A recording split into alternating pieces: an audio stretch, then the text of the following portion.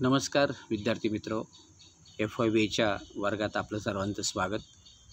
विद्यार्थी मित्रो, FYBA semester 1 अंतर्गत आपल्याला भारतीय आर्थिक पर्यावरण या पेपरच्या अंतर्गत आज आर्थिक पर्यावरणाची वैशिष्ट्ये व परिणाम करणारे घटक याविषयी चर्चा करायची आहे. विद्यार्थी मित्रो, मी डॉक्टर SN पगार, अर्थशास्त्र विभाग प्रमुख, शिन्नर महाविद्यालय या संदर्भात मार्गदर्शन करीत आहे. विद्यार्थी मित्रो, आर्थिक पर्यावरणाची वैशिष्ट्ये विचारात घ्यायची झाल्यास पहिलं वैशिष्ट्य आपल्याला सांगता येईल ते म्हणजे आर्थिक व्यवहार. आर्थिक पर्यावरण हे आर्थिक व्यवहार व व्यावसायिक घडामोडी यांच्याशी संबंधित असते आणि व्यक्ती आणि संस्था उत्पन्न कसे मिळवतात, खर्च कसा करतात याच्याशी देखील ते संबंधित असते. 2. गतिशील घटक संबंध. आर्थिक पर्यावरणाचा संबंध हा समाजानुसार बदलणारी धोरणे, पद्धती व तसेच पर्यावरणीय चलांवर परिणाम करणारे घटक यांच्याशी असतो. 3. अंतर्गत व बाह्य आर्थिक पर्यावरण. अंतर्गत पर्यावरणावर संस्थांचे नियंत्रण असते. बाह्य घटकांचा कार्यक्षेत्रानुसार भौगोलिक विस्तार अथवा संकोच होत असतो. विद्यार्थी मित्रो, देशात अंतर्गत पातळीवर अनेक प्रकारच्या आर्थिक संस्था असतात. त्याचबरोबर अनेक प्रकारचे आर्थिक घटक असतात. या सर्वांचं नियंत्रण शासनाच्या माध्यमातून किंवा शासनाने नियुक्त केलेल्या संस्थांच्या माध्यमातून होत असते. तर बाह्य घटक हे कार्यक्षेत्रानुसार विस्तार किंवा संकोच पावत असतात. थोडक्यात जसजसा आंतरराष्ट्रीय व्यापार वाढेल त्या प्रमाणात भौगोलिक विस्तार देखील याबाबत घडून येत असतो. 4. विविध घटक प्रभाव. सामाजिक, आर्थिक, राजकीय घटकांनी या ठिकाणी आर्थिक पर्यावरण प्रभावित होत असते. विद्यार्थी मित्रो, सामाजिक स्तरावर अनेक प्रकारच्या सामाजिक संस्था, संघटना असतात. त्यांचाही अर्थव्यवस्थेवर परिणाम होत असतो. कुटुंब, विविध जाती जमाती, विविध प्रकारचे घटक या सर्वांच्या दरम्यान आंतरप्रक्रिया असतात, देवाणघेवाण असते आणि त्यातून निर्माण होणाऱ्या काही समस्या असतात. त्यावर सरकारला उपाय शोधावे लागतात. सामाजिक ऐक्यासाठी प्रयत्न करावे लागतात. त्याचबरोबर विविध प्रकारच्या आर्थिक संस्था, संघटना असतात. त्या माध्यमातून अर्थव्यवस्थेला वळण देण्याचं काम देखील करावं लागतं.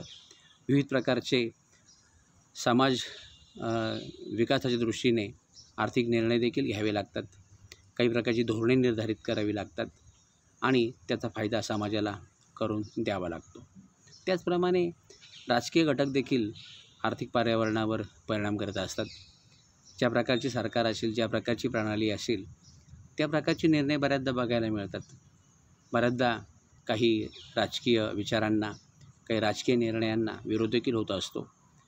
मात्र सर्व समाजाशी एकरूप निर्णय कसे घेता येतील किंवा सर्व समाजाला योग्य अशी दिशा कशी देता येऊ शकेल अशा तऱ्हेने राजकीय प्रवास झाल्यास तो नक्कीच देशाला पोषक असतो किंवा सर्वच राजकीय पक्षांमध्ये ऐक्य राखायला देखील मदत होऊ शकते.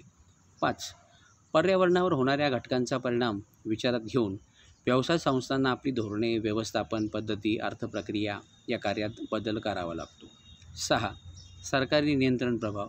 आर्थिक पर्यावरणाला दिशा व मार्गदर्शन करण्याचे काम सरकार करत असते व सरकारला अशा प्रकारचं काम नेहमीच करावे लागते. अगदी सरकार बदलले तरी देखील बरेचसे आर्थिक निर्णय हे कायम असलेले आपल्याला दिसून येतात. मात्र सरकारने जर काही प्रकारचे निर्णय जर बदलले तर त्याला विरोध होतानाही दिसून येतो आणि म्हणून पूर्वीच्या सरकारने घेतलेले निर्णय बदलताना ते निर्णय समाजविधायक होते किंवा नाही याचाही विचार केला पाहिजे. जे खरोखरच समाजविघातक असतात असे निर्णय रद्द केल्यास त्या संदर्भात नक्कीच स्वागत होते. मात्र जे निर्णय चांगले असतात त्यांना विरोधासाठी विरोध करून चालत नाही आणि म्हणून अशा प्रकारचे आर्थिक निर्णय हे सतत चालू ठेवावे लागतात की जे समाजाला पोषक असतात. 7. सामाजिक आर्थिक पायाभूत सुविधा. आर्थिक पर्यावरणासाठी पायाभूत सुविधा आवश्यक असतात. 8. प्रत्येक घटक नेहमी प्रत्येक संस्थेला संपर्क ठेवून पर्यावरणाशी जुळवून घ्यावे लागते. विद्यार्थी मित्रो, अर्थव्यवस्थेमध्ये विविध प्रकारच्या संस्था असतात. त्यांच्या दरम्यान जर योग्य असा समन्वय असेल, योग्य असा संवाद असेल तर त्या आहे त्या पर्यावरणाशी व्यवस्थित जुळवून घेऊ शकतात. शिवाय अशा संवादातून अर्थव्यवस्थेचा देखील फायदा होत असतो किंवा अर्थव्यवस्थेला दिशा देण्याचं काम देखील होत असतं. 9. सांख्यिकी पर्यावरण. विविध प्रकारचे दर व्यवस्था या संदर्भात दिसून येते. विद्यार्थी मित्र, अर्थव्यवस्थेमध्ये विविध प्रकारची सांख्यिकीय माहिती देखील मिळवली जाते. त्या माहितीच्या आधारे अर्थव्यवस्थेचं योग्य ते व्यवस्थापन देखील करावं लागतं. जसं राष्ट्रीय उत्पन्नाच्या संदर्भात मापन करताना राष्ट्रीय उत्पन्न विविध क्षेत्रातनं कसं प्राप्त होतं या संदर्भात आकडेवारी गोळा करून विविध प्रकारची उत्पन्नाची माहिती गोळा करून योग्य ते भाकीत करता येऊ शकतं.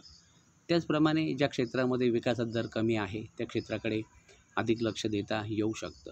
त्याचप्रमाणे अर्थव्यवस्थेमध्ये बँकांचे व्याजाचे दर काय आहेत ते देखील महत्त्वाचे आहे. बँकांच्या व्याजदराच्या संदर्भातल्या प्रवृत्ती लक्षात घेऊन व्याजदर कसे नियंत्रित होतील त्याचाही निर्णय सरकारला घ्यावा लागतो. त्याचप्रमाणे विकासाचा दर किंवा वृद्धीचा दर योग्य प्रकारे साध्य करण्यासाठी सरकारला योग्य ते नियोजन करता येऊ शकते. तात्पर्य, आर्थिक पर्यावरण राखण्याची जबाबदारी सरकारची असते आणि त्याचबरोबर अर्थव्यवस्थेतील जी लोकसंख्या आहे त्यांनी देखील सरकारच्या धोरणांना, पद्धतींना योग्य तो प्रतिसाद देखील द्यायचा असतो. 10. अर्थव्यवस्थेचे प्रारूप व आर्थिक पर्यावरण. विद्यार्थी मित्र, अर्थव्यवस्थेने ज्या प्रकारचे प्रारूप किंवा प्रणाली स्वीकारलेली आहे त्या अनुषंगाने अर्थव्यवस्थेचे नियोजन होत असते. भांडवलशाही अर्थव्यवस्थेमध्ये, साम्यवादी अर्थव्यवस्थेमध्ये किंवा मिश्र अर्थव्यवस्थेमध्ये ज्या प्रकारचे शासन असते त्या शासनाचे निर्णय अर्थव्यवस्थेला बंधनकारक असतात. जसे भांडवलशाही अर्थव्यवस्थेमध्ये खाजगीकरणाला अधिक संधी मिळते, तर साम्यवादी अर्थव्यवस्थेमध्ये साम्यवादी किंवा समाजवादी विचारांना अधिक संधी मिळते. तर मिश्र अर्थव्यवस्थेमध्ये सरकारी क्षेत्र, खाजगी क्षेत्र त्याचबरोबर सहकारी क्षेत्राला देखील संधी मिळते. आणि म्हणून अर्थव्यवस्थेचे प्रारूप ज्या प्रकारचे असते त्या प्रकारची दिशा अर्थव्यवस्थेला किंबहुना मिळत असते.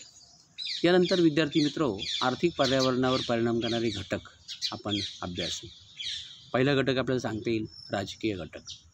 विद्यार्थी मित्र, राजकीय घटक विचारात घेताना पहिली बाब या ठिकाणी लक्षात घेतली पाहिजे की अर्थव्यवस्थेतील शासन निर्णयांचा परिणाम हा अर्थव्यवस्थेवर होत असतो. शासन ज्या प्रकारचे असेल त्या प्रकारचे निर्णय हे अर्थव्यवस्थेवर बंधनकारक असतात. जसे ज्या ठिकाणी केंद्रित नियोजन स्वीकारले जाते तेव्हा केंद्राने घेतलेले निर्णय सर्वच राज्यांना बंधनकारक असतात. ज्या ठिकाणी विकेंद्रित निर्णयांना संधी असते तिथे सर्वच राज्यांना किंवा ग्रामस्तरावरील सर्व संस्थांना निर्णयामध्ये सहभागी होता येऊ शकते किंवा त्यांच्या निर्णयाचे स्वागत देखील केले जाते. आणि म्हणून शासन निर्णय कशा प्रकारचे घेते हे शक्यतो शासनाने स्वीकारलेली जी प्रणाली असते त्या अनुषंगाने या प्रकारचे निर्णय होत असतात. 2. कररचना आणि आर्थिक धोरणे. विद्यार्थी मित्र, अर्थव्यवस्थेमध्ये जर आपल्याला समानता प्रस्थापित करायची असेल किंवा आर्थिक विषमता कमी करायची असेल तर कररचना प्रभावी असली पाहिजे. करांच्या माध्यमातून उत्पन्न मिळविण्याबरोबरच लोकांची राहणीमान, लोकांची कार्यक्षमता आणि लोकांचा सरकारला मिळणारा रिस्पॉन्स देखील टिकवायचा असतो. आणि म्हणून योग्य ती कररचना असली पाहिजे. करभार हा अनावश्यक दुसरीकडे ढकलला जाणार नाही किंवा गरिबांना त्याची झळ पोहोचणार नाही याची देखील काळजी घ्यावी लागते. तरच ती कररचना अधिक योग्य ठरते. त्याशिवाय करांची तरतूद करताना कर वसुलीचा खर्च वाढणार नाही, किंबहुना कर उत्पन्न कसे वाढेल याचाही विचार करावा लागतो.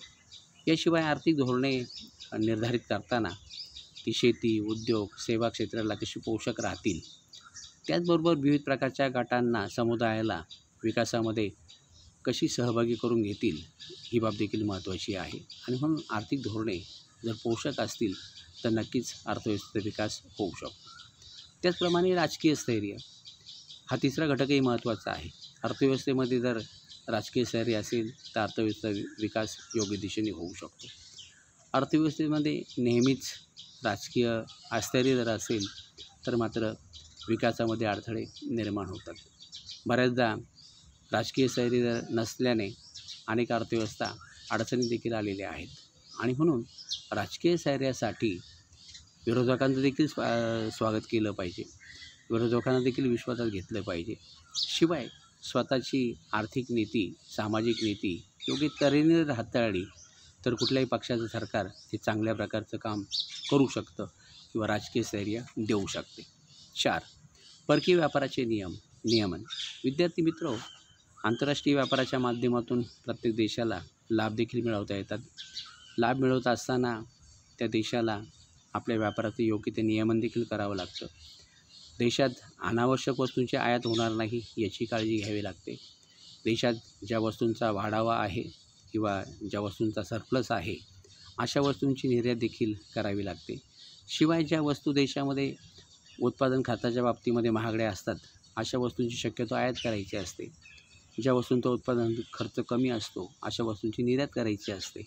आणि म्हणून अशा वस्तूंच्या आणि सेवांच्या संदर्भामध्ये योग्य ते निरीक्षण करून असा व्यापार कसा वाढेल याविषयी सरकारने निर्णय घ्यायचा असतो. 5. कामगार कायदे. विद्यार्थी मित्रो, कामगार हा घटक अर्थव्यवस्थेच्या दृष्टीने महत्त्वाचा असतो. आपल्याला ठाऊक आहे की 15 ते 59 वयोगटातील जे लोक कामगार म्हणून काम करतात तर अशा लोकांना लेबर फोर्स असे म्हटले जाते. या लेबर फोर्सचे स्वास्थ्य देखील महत्त्वाचे असते. या लेबरचे शोषण होणार नाही, त्यांच्यावर अन्याय होणार नाही किंवा त्यांना योग्य त्या स्थितीमध्ये काम करता येऊ शकेल अशा प्रकारच्या तरतुदी कामगार कायद्याच्या माध्यमातून कराव्या लागतात. कामगारांना कामाच्या ठिकाणी अपघात झाल्यास, मृत्यू आल्यास योग्य ती नुकसान भरपाई कशी मिळू शकेल याची तरतूद कायद्यांमध्ये केलेली असते. शिवाय कामगारांना न्याय कसा देता येऊ शकेल या दृष्टीने देखील हे कायदे नक्कीच प्रभावी असले पाहिजे. आणि म्हणून कामगार कायदे ज्या देशामध्ये चांगले आहे त्या देशाचा विकास चांगल्या तऱ्हेने होताना दिसतो. विशेषतः औद्योगिक क्षेत्राचा विकास हा चांगल्या तऱ्हेने होताना दिसतो. शिवाय अलीकडच्या काळामध्ये असंघटित क्षेत्रातील कामगारांना देखील संरक्षण देण्याचं काम काही अर्थव्यवस्था करीत आहेत. आणि त्यामुळे असंघटित क्षेत्र देखील आता बऱ्यापैकी सुरक्षित झालेले आपल्याला दिसून येते. यानंतर तांत्रिक घटक हा देखील आर्थिक पर्यावरणावर परिणाम करणारा महत्त्वाचा घटक आहे. विद्यार्थी मित्रो, अर्थव्यवस्थेमध्ये वाढीव प्रकारचे बदल जर होत असतील तांत्रिक पातळीवर तर नक्कीच अर्थव्यवस्थेचा विकास चांगल्या तऱ्हेने होऊ शकतो. नवनवीन तंत्र शोधून त्याचा अर्थव्यवस्थेमध्ये वापर जर केला तर नक्कीच वेळ, पैसा याची बचत होऊ शकते. त्याचप्रमाणे मूलगामी बदल देखील अर्थव्यवस्थेमध्ये करता येऊ शकतात. इवन अलीकडच्या काळामध्ये अनेक प्रकारचे तंत्र नव्याने शोधली गेलेली आहेत की ज्यामुळे सेवा क्षेत्रामध्ये, उद्योग क्षेत्रामध्ये, कृषी क्षेत्रामध्ये खूप प्रकारचे बदल झालेले आहेत. पूर्वी ज्या कामासाठी वेळ, पैसा अधिक खर्च व्हायचा, आता मात्र कमी वेळेमध्ये, कमी खर्चामध्ये अनेक प्रकारची उत्पादन कार्य चांगल्या प्रकारे होऊ लागलेली आहेत. किंबहुना अर्थव्यवस्थेला चालना देण्यामध्ये, प्रगती दिशेने नेण्यामध्ये तांत्रिक घटकांचे नेहमीच सहकार्य असलेले आपल्याला दिसून येते. 3. सामाजिक घटक. विद्यार्थी मित्रो, सामाजिक घटक हे देखील आर्थिक पर्यावरणावर परिणाम करणारे घटक असतात. जसे आपले कुटुंब, आपले शेजारी, आपले मित्र, शेजारी, प्रसारमाध्यमे या सर्वांचा प्रभाव आपल्यावर होत असतो. समाजामधील फॅशन, चालीरीती, रूढी, परंपरा, विविध प्रकारची प्रसारमाध्यमं, जाहिरातीचे तंत्र या सर्वांचा प्रभाव अर्थव्यवस्थेवर होत असतो. याशिवाय अर्थव्यवस्थेमध्ये विविध प्रकारचे कर, खरेदीचे व्यवहार अशा घटकांवर देखील या सर्वांचा प्रभाव पडत असतो. अर्थव्यवस्थेमध्ये शिक्षण व्यवस्था कशी आहे, लोकसंख्या संदर्भामध्ये न्यूनता आहे किंवा वाढ आहे या बाबी देखील किंबहुना महत्त्वाच्या असतात. ज्या देशाची लोकसंख्या वाढती असते अशा वाढत्या लोकसंख्येमुळे देखील अर्थव्यवस्थेच्या विकासाला चालना मिळू शकते. किंबहुना अलीकडच्या काळामध्ये लोकसंख्येला मानवी साधनसंपत्ती देखील म्हटले जाऊ लागलेले आहेत. थोडक्यात त्या लोकसंख्येला योग्य ते शिक्षण दिले, तांत्रिक शिक्षण दिले किंवा लोकसंख्येला योग्य ते वळण जर लावले तर तीच लोकसंख्या विकासाला मदत करू शकते. आणि म्हणून लोकसंख्येला समस्या समजण्याऐवजी लोकसंख्येला जर विकासाचे साधन जर समजले तर चांगल्या प्रकारचा बदल या ठिकाणी दिसून येतो. 14 घटक आहे सांस्कृतिक घटक. विद्यार्थी मित्रो, अर्थव्यवस्थेमध्ये विविध प्रकारच्या परंपरा, अंधश्रद्धा, रीतिरिवाज या दिसून येतात. काही अंधश्रद्धा, रीतिरिवाज समाजाचा विकास होऊ देत नाहीत आणि म्हणून अशा प्रकारच्या चालीरीती, अंधश्रद्धा या हद्दपार करण्यासाठी प्रयत्न करता आला पाहिजे किंवा सरकारने अशा बाबी संदर्भात कठोर कायदे जर केले तर अशा प्रकारच्या अंधश्रद्धा, रीतिरिवाज बंद करता येऊ शकतात. मात्र ज्या परंपरा, रीतिरिवाज चांगले आहेत किंवा समाजाला पोषक आहेत अशांची जपणूक देखील करायची असते. कुटुंब संस्था देखील सांभाळायची असते. कुटुंबाच्या चालीरीती देखील सांभाळायच्या असतात. विविध प्रकारच्या जाती धर्मामध्ये विविध प्रकारच्या चालीरीती असतात, त्यांचाही सन्मान ठेवता आला पाहिजे. तरच लोकांमध्ये चांगले संबंध निर्माण होऊ शकतात आणि असा समुदाय पर्यायाने चांगला समाज घडवतो किंबहुना अर्थव्यवस्थेच्या विकासाला चालना मिळू शकते. याशिवाय वस्तू, सेवा विनिमय, विविध प्रकारच्या भाषा, प्रसारमाध्यमे, संदेशवहन इत्यादींचा देखील या घटकांमध्ये समावेश होतो. जर सर्वच भाषांना संधी असेल, सन्मान असेल तर समाजामध्ये ऐक्य राखायला मदत होऊ शकते. प्रसारमाध्यमे जर एकाच बाजूने बोलणारे नसतील किंवा एकाच पक्षाची बाजू घेणारे नसतील तर चांगल्या प्रकारचं वातावरण निर्माण होऊ शकतं. थोडक्यात निरपेक्ष बुद्धीने जर प्रसारमाध्यमाने जर काम जर केलं तर चांगल्या प्रकारचे आर्थिक, सांस्कृतिक, सामाजिक वातावरण निर्माण करता येऊ शकते.